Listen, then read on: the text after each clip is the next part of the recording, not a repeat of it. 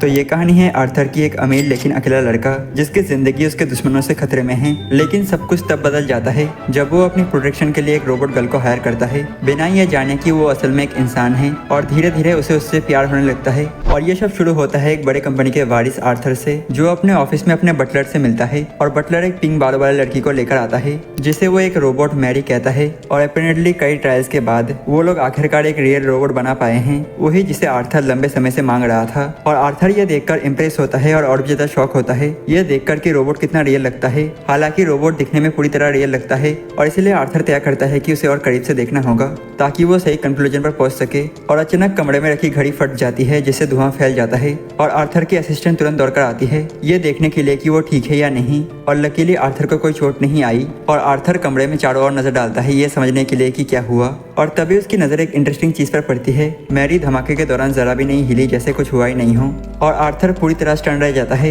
लेकिन जैसे ही वो अपनी फीलिंग जाहिर करने वाला होता है उसकी नजर क्लीनर पर पड़ती है जो पास से जा रही होती है। और आर्थर उसे रोकता है क्योंकि वही क्लीनर थी जिसने घड़ी बदली थी। और गार्ड्स तुरंत उसे पकड़ लेते हैं जबकि वो रोते हुए कहती है उसे ऐसा करने के लिए मजबूर किया गया था। और आर्थर फिर प्रोफेसर एक्स की एबिलिटीज का इस्तेमाल करता है ताकि वो उन असैसिन्स को ढूंढ सके जो उसे मारने के लिए इधर उधर तैनात किए गए थे। और आर्थर के गार्ड तुरंत एक्शन में आते हैं और सभी असैसिन्स को पकड़ लेते हैं। और कुछ देर बाद आर्थर के पास एक फूल भेजा जाता है, लेकिन उसमें भी एक छुपा हुआ नाइफ होता है ताकि उसे मारा जा सके। और यही वजह है कि आर्थर को इंसानों से नफरत है, क्योंकि वो मानता है कि सभी इंसान लालची हैं और अपने फायदे के लिए दूसरों को नुकसान पहुंचाते हैं। और इंसानों से दूर रहने के लिए वो इनऑर्गेनिक चीजों पर भरोसा करता है। और असल में आर्थर से उसके सभी फैमिली के लोग नफरत करते हैं, क्योंकि वो एक इलेजिटिमेट चाइल्ड है जो आखिरकार वारिस बन गया।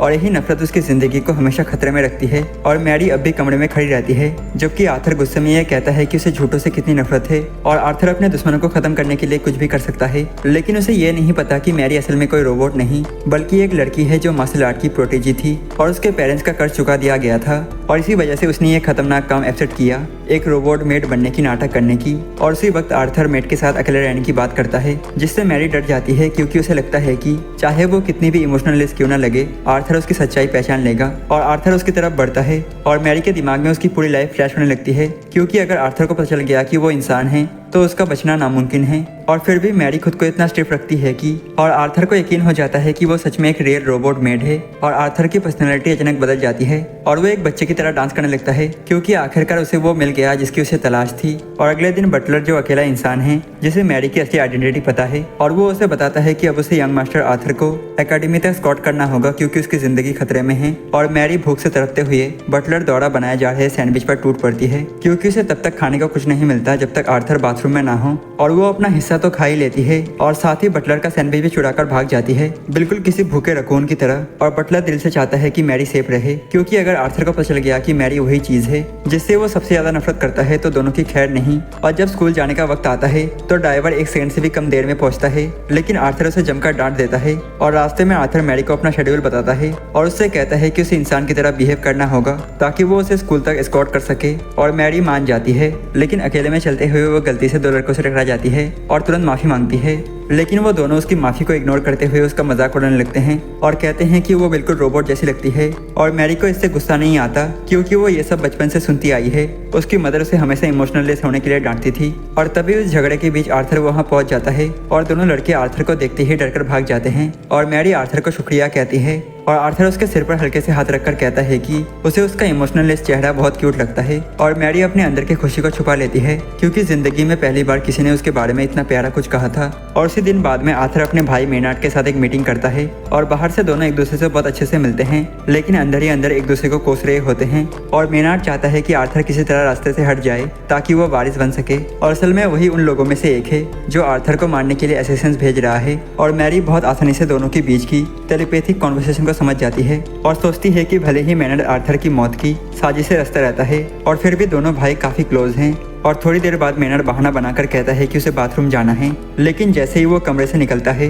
वो गुस्से में खुद से बातें करने लगता है कि वो अब तक अपने भाई को क्यों नहीं हटा पाया। और उसे पता नहीं होता कि मैरी उसके पीछे ही खड़ी है। और जब वो मुड़ता है और मैरी को देखता है तो डर के मारे लगभग बेहोशी होने वाला होता है। और मेनार्ड घबराकर पूछता है तुम कौन हो?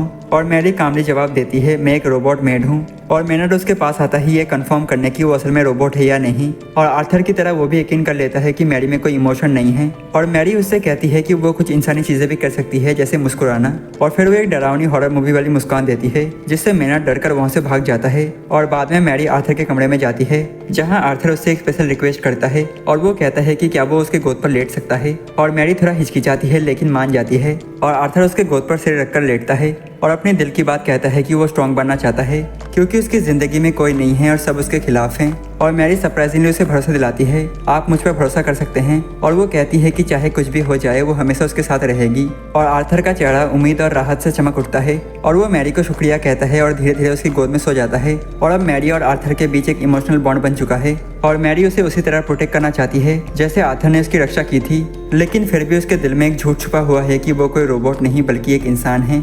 और कुछ दिनों बाद शाम के 2 घंटे बाद आर्थर एक इम्पोर्टेंट लेक्चर अटेंड करने की तैयारी कर रहा होता है और थोड़ी ही देर में उसे लेने के लिए एक कैब आती है और आर्थर बिना किसी शक के उसमें बैठ जाता है और गाड़ी चल पड़ती है। लेकिन मैरी घर पर ही रह जाती है और बस कुछ सेकंड बाद ही एक दूसरी कार वहाँ पहुँचती है और उसका ड्राइवर कहता है कि वो आर्थर को पिक करने आया है। और ये सुनकर बटलर घबरा जाता है, लेकिन जैसे ही वो पीछे मुड़ता है मैरी गायब होती है और मैरी को तुरंत एहसास हो जाता है कि कुछ गड़बड़ है और वो एक असली रोबोट की तरह तेजी से उस गाड़ी के पीछे दौड़ पड़ती है। और असल में ये पूरा किडनैपिंग प्लान मेनार्ड का था और आर्थर को गाड़ी के अंदर बांध दिया गया है। और मेनार्ड जोर से हंसता है और कहता है कि उसने आखिरकार अपना कूल खो दिया है, सिर्फ आर्थर की इरिटेटिंग मेट की वजह से। और वो आर्थर से कहता है कि उसे अपनी मेट चुनते वक्त ज़्यादा सावधान रहना चाहिए था, लेकिन अब देर हो चुकी है क्योंकि वो उसे खत्म करने वाला है। और अचानक मैरी कार के ऊपर प्रकट होती है और बड़े शांति से कहती है, आर्थर मैं तुम्हें लेने आई हूँ। और मेनार्ड डर जाता है और तुरंत ड्राइवर को चिल्लाकर कहता है, एक्सीलेटर पर पैर रखो क्योंकि वो तो बस एक रोबोट है। और ड्राइवर तेजी से गाड़ी को लेफ्ट राइट घुमाता है ताकि मैरी को गिरा सके और आखिरकार वो इसमें सफल हो जाता है। और मैरी सड़क पर गिरती है लेकिन वो रुकती नहीं और वो पूरी स्पीड में कार का पीछा करती रहती है। और थोड़ी देर बाद आर्थर खुद को एक पुराने वेयर हाउस में पाता है जहां मेनार्ड उसे हमेशा के लिए खत्म करने की योजना बना चुका है। और मौत सामने होने के बावजूद आर्थर को मैरी की फिक्र होती है और मेनार्ड पागलों की तरह हंसने लगता है, ये सोचकर कि मैरी तो कार से गिरकर चकनाचूर हो गई होगी। और आर्थर गुस्से से कहता है कि वो उसे कभी माफ नहीं करेगा क्योंकि उसने मैरी को नुकसान पहुंचाने की कोशिश की। और मेनार्ड उसका मजाक उड़ाते हुए कहता है, क्या तुम सच में एक रोबोट के लिए कूल एक्टिंग कर रहे हो। और मेनार्ड अपने ही मजे में होता है जब उसे अचानक अपनी ही आवाज कैसे सुनाई देती है। एक रिकॉर्डिंग चल रही होती है जिसमें वो खुद आर्थर को धमकी देता हुआ सुनाई देता है और वो हैरान होकर अपने आदमियों को ऑर्डर देता है कि आर्थर की चीजें चेक करो। और तभी उन्हें आर्थर की पॉकेट में से एक फोन मिलता है और मेनार्ड शॉक में पूछता है, तुमने ये कब रिकॉर्ड किया। और आर्थर मुस्कुराते हुए अपने सूट पर लगा हुआ एक छोटा सा सर्विलेंस डिवाइस दिखाता है और कहता है फाइल पहले ही क्लाउड पर अपलोड हो चुकी है। और वो उसे याद दिलाता है कि अगर उसने उसे कुछ भी किया तो वो वीडियो रिलीज हो जाएगा और उसके सारे क्राइम्स पब्लिक हो जाएंगे। और मेनार्ड ये सोचते ही डरकर पीछे हटने का फैसला करता है और वो जल्दी से वेयर हाउस से बाहर भागता है, ये कहते हुए कि उसे कुछ चेक करना है और अपने गुंडों को आर्थर के साथ छोड़ देता है। और वो दोनों आर्थर को खत्म करने की तैयारी में होते हैं और तभी अचानक मैरी कमरे में एंट्री करती है और बिजली की तरह तेजी से 2 असिस्टेंट्स को खत्म कर देती है। लेकिन वो दोनों गुंडे किसी तरह अपनी जान बचाकर वेयर हाउस से निकलने में कामयाब होते हैं, लेकिन उन्हें भागना पड़ता है क्योंकि उनकी कार गायब होती है। और मैरी आर्थर को उसके रिस्ट्रेंट से आज़ाद करती है, लेकिन इससे पहले कि दोनों राहत की सांस ले, फर्श पर गिरा हुआ गैसलीन एक बचे हुए सिगरेट की वजह से आग पकड़ लेता है और अब दोनों के चारों तरफ आग फैल चुकी होती है और रास्ता भी बंद और आर्थर की सांसें तेज हो रही होती है। और मैरी इधर उधर रास्ता ढूंढती है और आखिरकार उसे छत के पास एक छोटा सा आउटलेट दिखता है और वो आर्थर से कहती है, मैं तुम्हें बाहर निकलने में मदद करूंगी लेकिन मैं बच नहीं पाऊंगी।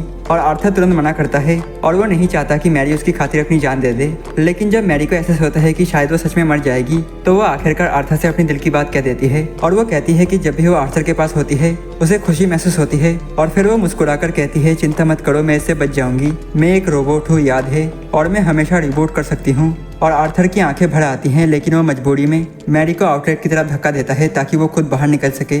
और मैरी अंदर ही रह जाती है जबकि आग चारों तरफ फैल जाती है और धुएं से उसका दम घुटने लगता है और वो बेहोश हो जाती है। और जब उसकी आंखें खुलती है तो वो खुद को मेंशन में पाती है और उसके पास आर्थर बैठा होता है और पता चलता है कि आर्थर ने अपने बटलर को कॉल करके मदद मांगी थी और वो सही वक्त पर पहुंच गया था ताकि मैरी की जान बचाई जा सके। और अचानक आर्थर कहता है कि उसे मैरी से एक सवाल पूछना है और ये सुनकर मैरी और बटलर दोनों ऑलमोस्ट बेहोश होने वाले होते हैं क्योंकि दोनों जानते हैं कि आर्थर क्या पूछने वाला है। लेकिन सबकी हैरानी के लिए आर्थर उस सवाल को रोक देता है और ऐसे ही प्रिटेंड करता रहता है जैसे उसे अब भी यकीन नहीं है कि मैरी इंसान है या रोबोट। और कुछ दिन बाद आर्थर अपने मेंशन में एक गार्डन पार्टी की तैयारी करता है जहां कई सारे अमीर डिग्निटीज आने वाले होते हैं और वो मैरी से कहता है कि ये पार्टी बहुत इंपॉर्टेंट है क्योंकि उसके फादर ने उसे इस इवेंट की जिम्मेदारी दी है जबकि वो बिजनेस ट्रिप पर गए हैं। और मैरी को एहसास होता है कि ये इवेंट आर्थर के लिए कितना क्रूशियल है और वो आर्थर को भरोसा दिलाती है कि वो पूरी कोशिश करेगी ताकि कोई भी सस्पिशियस इंसान या कोई चीज उस पार्टी को खराब ना कर सके। लेकिन आर्थर मुस्कुराकर कहता है कि उसके पास उसके लिए एक और भी इम्पोर्टेंट टास्क है और मैरी उत्सुक होकर पूछती है कि वो टास्क क्या है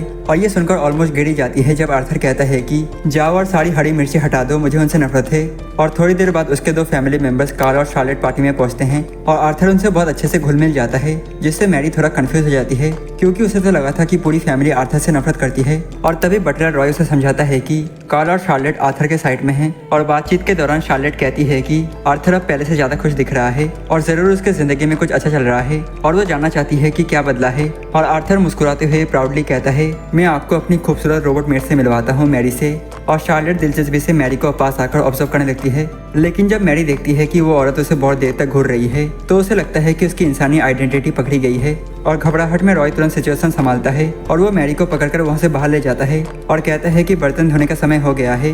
और अब मैरी अपनी ताकत और एफिशिएंसी दिखाने लगती है और वो एक साथ ढेर सारे ट्रेस उठाती है और फिर कई ग्लास कप भी बिना गिराए एक साथ उठाकर सबको इम्प्रेस कर देती है ताकि सबको ये यकीन हो जाए कि वो सच में एक रियल रोबोट है। और शार्लेट की बिल्ली गलती से उन ग्लासेस को गिराने ही वाली होती है लेकिन मैरी बिजली की तरह रिएक्ट करके उस बिल्ली को पकड़ लेती है और सभी लोग दंग रह जाते हैं और वो पूरी तरह यकीन करने लगते हैं कि मैरी रोबोट ही है। और पार्टी के बीच में ही मैरी सिक्योरिटी संभालते हुए घूम रही होती है और आर्थर के कहे मुताबिक हर जगह से हरी मिर्च हटा रही होती है। और तभी उसे एक अजीब आदमी दिखता है जो मेंशन में छुपके से घुसने की कोशिश कर रहा होता है और मैरी बिना वक्त गवाए उसके सिर पर एक किक मार के उसे बेहोश कर देती है।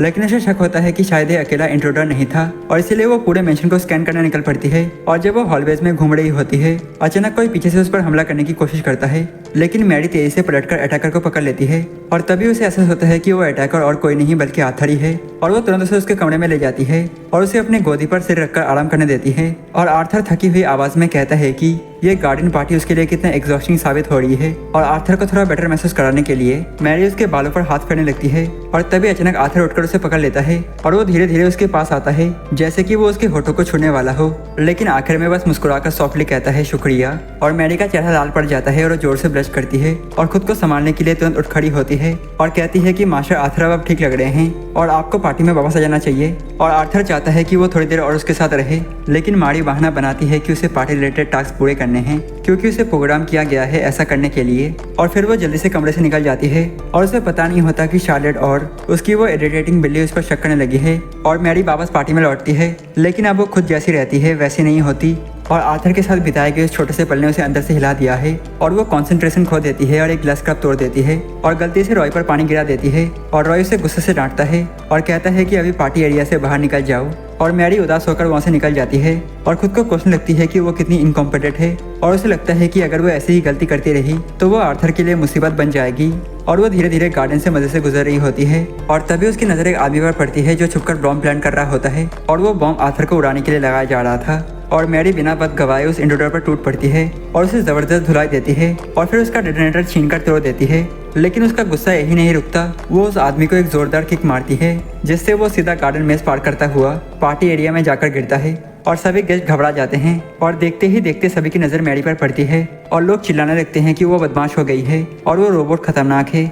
और मैरी शौक और शर्म से जमीन पर गिर पड़ती है और उसे लगता है कि उसने आर्थर की पूरी पार्टी बर्बाद कर दी। और तभी आर्थर पीछे से आता है, उसे उठाता है और जोर से कहता है, सब लोग शांत हो जाओ। उसने अभी अभी एक घुसपैठिया को रोका जो हम सबको उड़ाने की कोशिश कर रहा था। और आर्थर की बात सुनकर माहौल तुरंत बदल जाता है और अब सारे गेस्ट मैरी की तारीफ करने लगते हैं और ताली बजा के उसे अप्रिशिएट करते हैं। और शार्लेट और कार्ल सबसे ज्यादा प्रभावित होते हैं आर्थर के अपने मेट पर दिखाए गए भरोसे से। और उधर ऊपर रूट पर मेनर्ड गुस्से से चीख रहा होता है क्योंकि मैरी ने उसकी सभी प्लानिंग तबाह कर दी थी और मेनर्ड अभी भी गुस्से से तिलमिलाया हुआ है और उसकी कोशिश थी आर्थर को हमेशा के लिए खत्म कर देना, पर मैरी ने उसका सारा प्लान बर्बाद कर दिया।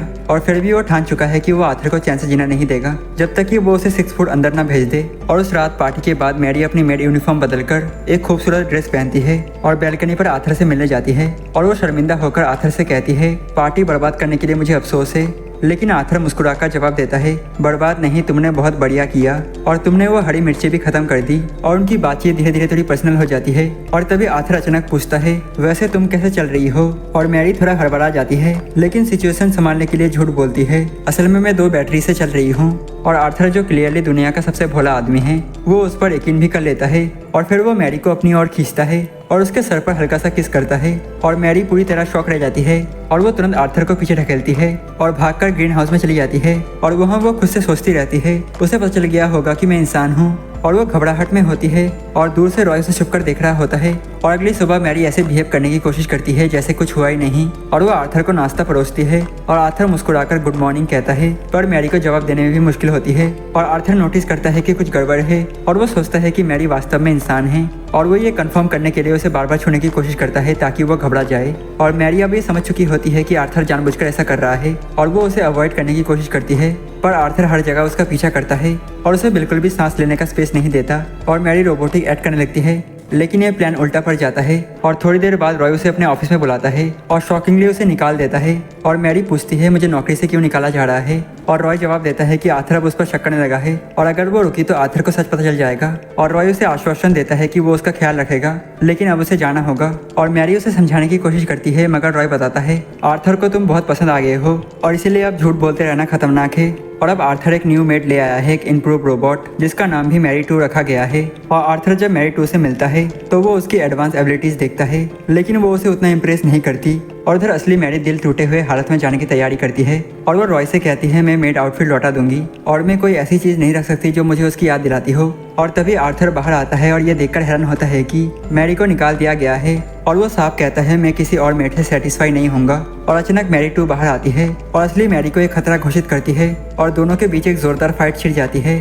और मैरी 2 शुरुआत में हावी हो जाती है और असली मैरी को खत्म करने ही वाली होती है। और तभी आर्थर बीच में आ जाता है और खुद चोट खा लेता है और आर्थर को घायल देखकर मैरी गुस्से से भर जाती है और वो मैरी 2 को एक जबरदस्त किक मारती है जिससे वो पूरी तरह क्रैश हो जाती है। और मैरी गुस्से में कहती है, तुम आर्थर की रक्षा करने के लायक नहीं हो। और आर्थर फिर उसे अपने बाहों में उठाता है और कहता है, मेरे साथ रहो हमेशा। और कुछ समय बाद मैरी को पता चलता है कि मैरी 2 को फिर से असेंबल कर दिया गया है। और रॉय कहता है कि अब उसे और मैरी 2 को मिलकर एक साथ काम करना है और इस बार दोनों को मिलकर आर्थर की सुरक्षा करनी होगी। और अब अगले सीन में मैरी और मैरी 2 एक साथ मिलकर 2 एसेसियंस को हरा देते हैं, जिन्हें कोई और नहीं बल्कि मेनार्ड ने भेजा होता है। और मेनार्ड अपने ऑफिस में गुस्से से फट पड़ता है जब उसे पता चलता है कि उसके एसेसियंस फिर से फेल हो गए हैं। और थोड़ी देर बाद मैरी 2 अपनी चार्जिंग सेशन के लिए चली जाती है, जिससे मैरी और आर्थर को अकेले समय बिताने का मौका मिलता है। और तभी आर्थर एक डबल ए बैटरी निकालता है, क्योंकि मैरी ने दावा किया था कि यही उसकी एनर्जी सोर्स है और वो उसे चार्ज होने के लिए कहता है। और झूठ को जारी रखने के लिए मैरी वो बैटरी अपने मुंह में रख लेती है और हमेशा की तरह भोला आर्थर मान लेता है कि मैरी चार्ज हो रही है।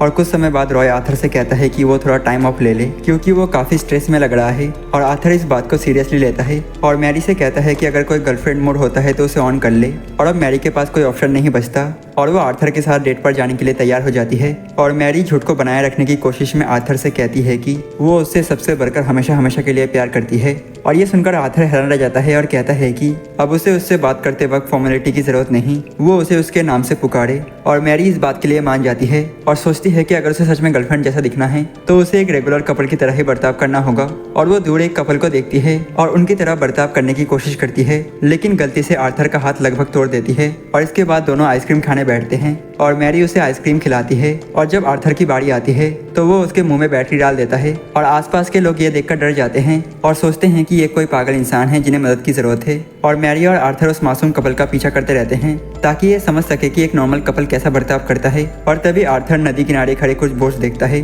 और सुझाव देता है कि वो बोटिंग पर चले, लेकिन मैरी उसे याद दिलाती है कि वो एक रोबोट है और अंदर से वो बहुत खराब स्विमर भी है। और जैसा कि हमेशा आर्थर को लगता है कि अगर वो पानी में जाएगी तो खराब हो जाएगी और वो बस ये सोचकर ही डर जाता है कि कहीं मैरी पानी में जाकर ब्रेक डाउन ना हो जाए। और तभी मैरी उस कपल को एक दूसरे को गिफ्ट देते हुए देखती है और वही करने की कोशिश में मैरी एक पत्ता तोड़कर आर्थर को गिफ्ट देती है।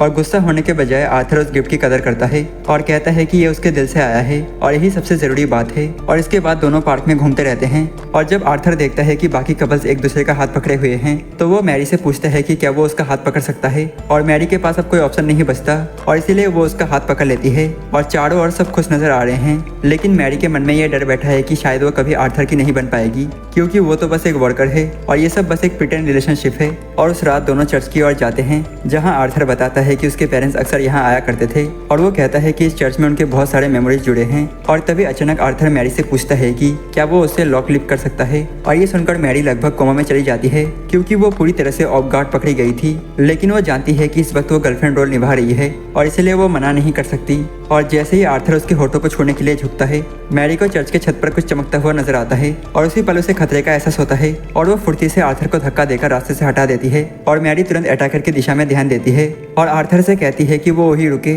जबकि वह अटैकर से निपटती है और वो रूफ टॉप पर पहुंचती है, जहां उसे एसोसिएट नोआ उसका इंतजार करता हुआ मिलता है और दोनों के बीच एक स्टैंड ऑफ शुरू हो जाता है। और नोआ मैरी से पूछता है कि क्या वो आर्थर की गर्लफ्रेंड है, लेकिन मैरी इनकार कर देती है और कहती है कि वो सिर्फ उसकी अटेंडेंट है। और मैरी उसकी तरफ दौड़ती है उसे मारने की कोशिश में, लेकिन नोआ बहुत तेज और चालाक है और वो उसके हर अटैक से आसानी से बच जाता है। और वो कहता है कि मैरी से प्रिटेंड कर सकती है, लेकिन वो सच्चाई जानता है। और मैरी लड़ाई जारी रखती है और कहती है कि आर्थर के साथ उसका जो भी रिश्ता है उससे नोआ को कोई मतलब नहीं होना चाहिए। और तभी मैरी को आर्थर की आवाज़ सुनाई देती है, जिससे उसका ध्यान भटक जाता है और नोआ इस मौके का फायदा उठाता है और अपनी स्पीड दिखाते हुए पलक झपकते ही मैरी के पीछे पहुंच जाता है।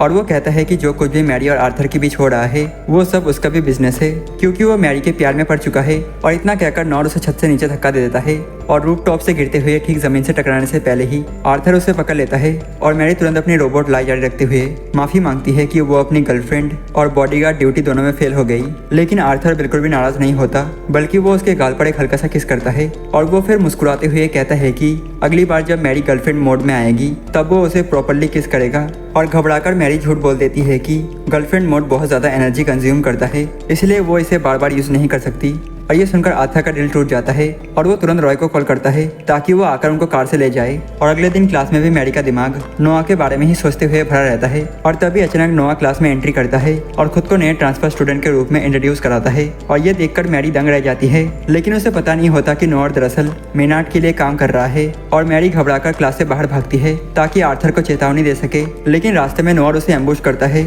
और दोनों के बीच फिर से एक फाइट शुरू हो जाती है। और इस बार नोआ आसानी से मैरी को हरा देता है और लगातार ये कहता रहता है कि वो उससे प्यार करता है। और मैरी तुरंत समझ जाती है कि वो एक पागल साइकोपाथ से डील कर रही है। और नोआ चीज़ों को और आगे बढ़ाता है जब वो कहता है कि उसके पास मैरी के लिए एक प्रेजेंट है और वो उसकी पूरी बैकग्राउंड इन्फॉर्मेशन निकाल देता है, जिससे साफ पता चलता है कि उसे मैरी के झूठों के बारे में सब कुछ मालूम है। और अब मजबूर होकर मैरी उससे पूछती है कि आखिर वो चाहता क्या है। और नोआ मुस्कुराता है और कहता है मुझे बस ये चाहिए कि हम दोनों मिलकर रहें। और उसी वक्त आर्थर वहाँ पहुँचता है गुस्से से लाल चेहरा लिए हुए और पूछता है कि नोआ उसकी मेट के साथ क्या कर रहा है। और नोआ तुरंत मैरी को उसकी फोटोज और इन्फॉर्मेशन याद दिलाता है। और इस खुलासे से बचने के लिए मैरी झूठ बोल देती है कि वो बस नोआ से फ्रेंड बनने की कोशिश कर रही थी। और ये सुनकर आर्थर और भी गुस्सा हो जाता है और उसे डुएल की चुनौती देता है, जिसकी शर्त होती है कि जो जीतेगा वही मैरी को रखेगा। और नोआ बिना किसी झिझक के मान जाता है। और तभी स्कूल के कुछ साइंटिस्ट साथ रिसर्च चिकन के पीछे भागते दिखते हैं जो कहीं भाग गए थे। और इस पर नोआ सुझाव देता है कि जो ज़्यादा चिकन पकड़ लेगा वही डुएल का विनर माना जाएगा। और आर्थर ये मान लेता है और मैरी राहत की सांस लेती है, क्योंकि उसे लगता है कि अब आर्थर जीत सकता है। और आर्थर पूरे जोश से लग जाता है और अपने प्यार भरे स्वभाव की वजह से वो आसानी से 3 चिकन पकड़ लेता है। और मैरी मदद की पेशकश करती है, लेकिन वो मना कर देता है और कहता है कि इस बार वो खुद उसे प्रोटेक्ट करना चाहता है। और दूसरी तरफ नोआ ने अपने फीमेल फ्रेंड्स को कह रखा है कि अगर कोई चिकन दिखे तो उसे तुरंत कॉल करे। और वो भी 3 चिकन पकड़ लेता है, लेकिन आर्थर के उल्टा वो उनको फोर्स से पकड़ता है। और आखिर में दोनों के सामने बस एक आखिरी चिकन बचती है जो विनर तय करेगी। और वो चिकन वहाँ से भाग जाती है और मैरी समझ जाती है कि अगर उसने कुछ नहीं किया तो आर्थर हार जाएगा। और वो एक पेड़ के डाली में चढ़कर आर्थर को चिकन दिखाने की कोशिश करती है, लेकिन फिसलकर पास के तालाब में गिर जाती है। और आर्थर के पास चिकन पकड़ने का मौका होता है, लेकिन वो उसे छोड़कर पानी में कूद जाता है ताकि अपनी मेट को बचा सके जो तैर नहीं सकती। और वो उसे पानी से बाहर निकालता है जैसे कोई नाइट इन शाइनिंग आर्मर जो अपनी प्रिंसेस को बचाता है। और हालांकि वो बेहोश लगती है, लेकिन आर्थर धीरे से कहता है कि उसे उसकी जरूरत है। और तभी मैरी अपनी आंखें खोलती है और आर्थर को उसके चैलेंज की याद दिलाती है। और तभी नोआ आखिरी चिकन लेकर लौटता है और सब उसे विनर कहने लगते हैं, लेकिन नोआ इनकार कर देता है और कहता है कि असली जीत आर्थर की है, क्योंकि उसने अपनी मेट को बचाने के लिए मुकाबला छोड़ दिया। और बाद में आर्थर को जुकाम हो जाता है और इस बार उसे ही प्रॉपर देखभाल की जरूरत पड़ती है। और इसी के साथ इसका पार्ट 1 खत्म होता है। और गाइस ये एनिमे ऑनगोइंग चल रहा है और इसके बाकी के एपिसोड आने के बाद में एक्सप्लेन कर दूंगा। और वीडियो पसंद आता है तो वीडियो को लाइक कर देना, चैनल को सब्सक्राइब कर देना और हाइप करना बिल्कुल मत भूलना। और तब तक के लिए हम फिर मिलते हैं किसी और नए एनिमे के साथ। तब तक के लिए sayonara।